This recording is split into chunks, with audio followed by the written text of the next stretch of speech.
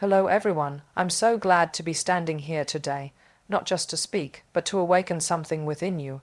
We live in a world that wants us to react instantly, emotionally, impulsively, but the truth, power lies in restraint, strength lies in strategy, success lies in staying grounded. Even when the world tries to shake you, emotions are powerful forces.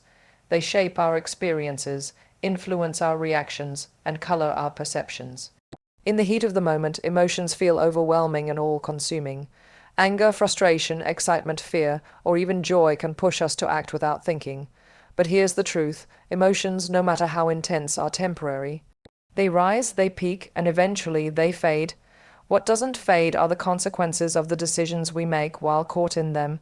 Acting solely on emotion often leads to regret. You send that message you didn't mean, you quit that job impulsively, or you lash out in a relationship. And later, when the emotional storm passes, you're left dealing with the fallout. That's why it's essential to understand that while emotions are real and valid, they should never be the sole compass for your actions. Strategy, on the other hand, is timeless. It comes from a place of clarity, purpose, and foresight. Strategic thinking means pausing, assessing the situation, and choosing your actions based on logic, long-term goals, and values, not just on how you feel in the moment. It's about making moves that serve you beyond today, that protect your peace and power tomorrow. There is strength in feeling deeply, but even greater strength in choosing wisely. When you master the art of feeling your emotions without becoming enslaved by them, you unlock your greatest power, control. Strategy doesn't suppress emotion. It guides it. It uses emotion as data, not as a directive. Those who succeed, truly succeed, don't let emotions dictate their path. They allow strategy to steer the ship, even through emotional waves, and that's what sets leaders apart from the reactive crowd. Strategy creates legacy. Emotion, left unchecked, often just creates noise. Control is not about suppressing your feelings or pretending nothing affects you. It's about owning your response.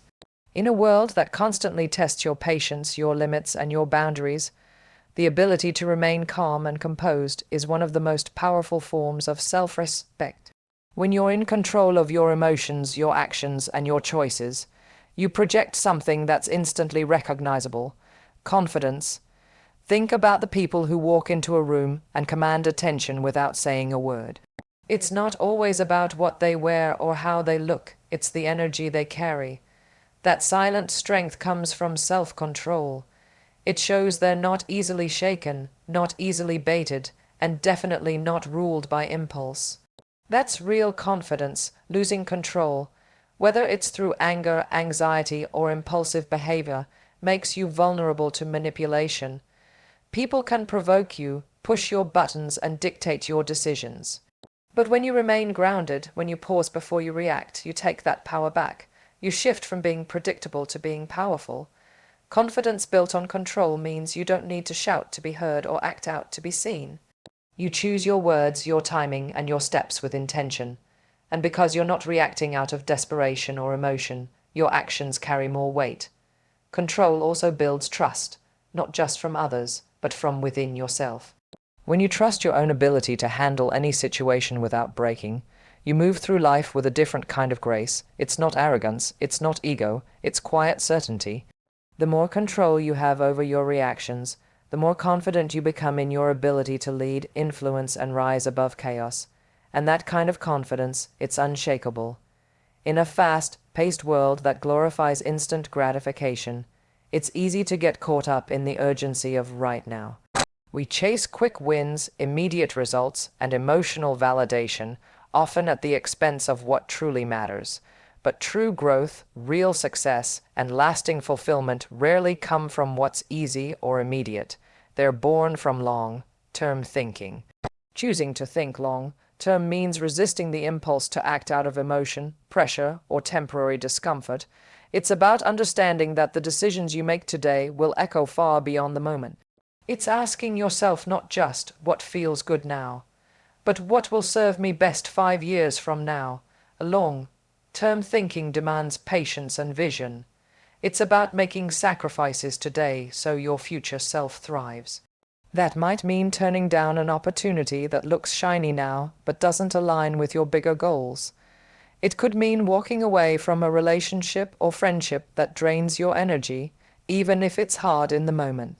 It might mean investing your time in learning, building, and growing, even when there's no immediate payoff. The most successful people in any field don't just chase trends, they build legacies. They know that shortcuts often lead to dead ends, and that the real reward comes from consistency, clarity, and commitment to a bigger picture. Thinking long-term empowers you to act with strategy rather than impulse. It turns setbacks into lessons and delays into preparation. Instead of reacting emotionally to temporary situations, you respond with intention, knowing the future you're working toward is worth the wait.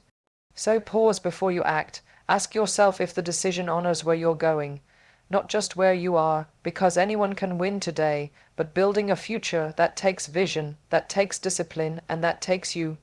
In a world that rewards quick reactions and loud opinions, the true advantage often lies in observation.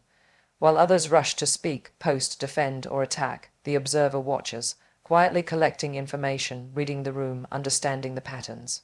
This calm restraint isn't weakness, it's intelligence in motion. Observation gives you clarity.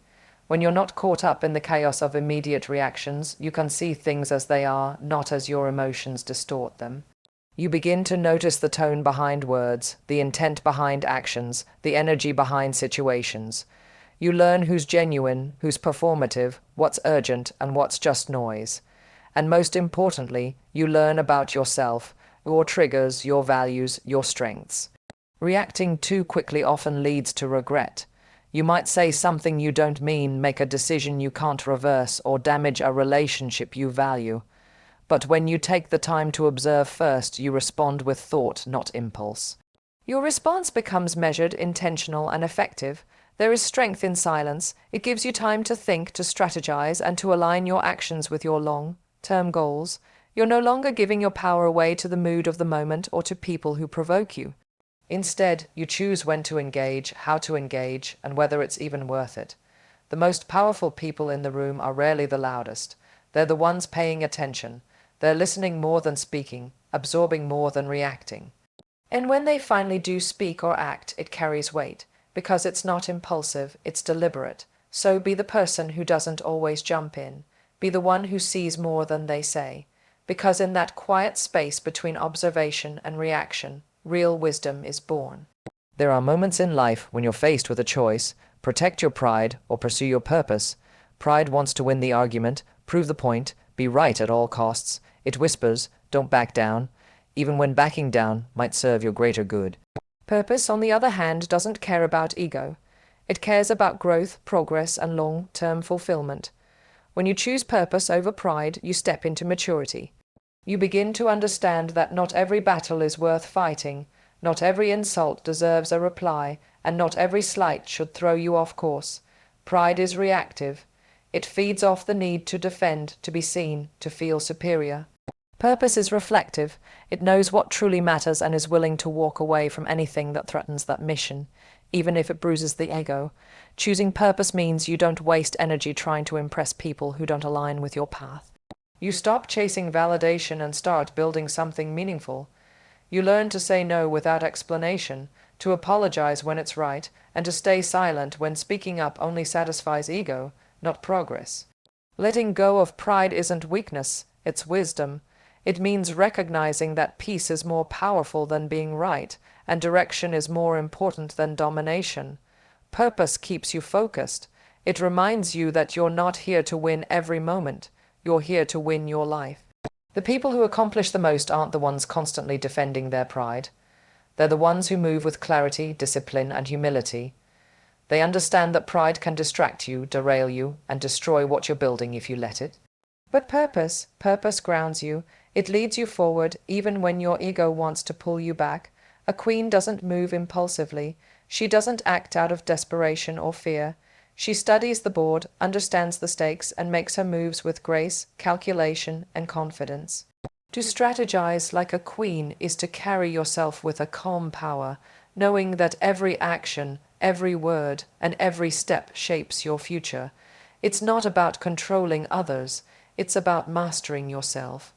When you think like a queen, you rise above distractions and drama. You stop chasing validation and start commanding respect. You no longer waste energy on proving your worth to people who can't see it. Instead, you channel that energy into building something greater. Your vision, your brand, your legacy. Life, like chess, isn't won by the loudest or the fastest. It's won by the one who sees the bigger picture. Queens know when to hold back, when to strike, and when to let others underestimate them. There's strength in patience, intelligence in silence, and power in timing. Strategizing like a queen also means investing in yourself. You read, you learn, you evolve. You surround yourself with people who challenge you, not flatter you. You plan not just for today, but for the woman you're becoming. You're not just reacting to life, you're designing it. Every challenge becomes a move on the board.